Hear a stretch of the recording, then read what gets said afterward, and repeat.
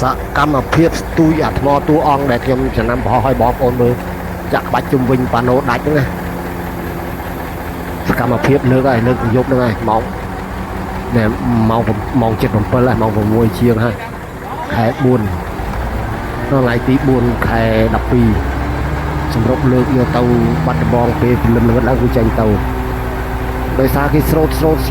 ដើម្បីអីដើម្បីគេយកម៉ោងពេលយកម៉ោងយកពេលយកវេលាគេទៅយកហុងស៊ុយរបស់គេយកគេមើលយកអូនរបស់គេអីរបស់គេអញ្ចឹងបងប្អូនយើងពិបាកថាណា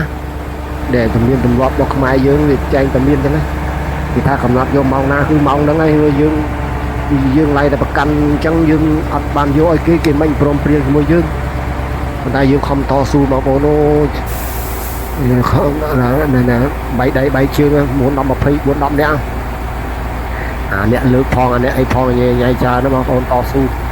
ដាក់ចុះមើលមកស្មើនេះហើយមានធម្មតាណាគេសម្រាប់អស់ទៅហើយហុចស្រាប់ផ្ដើម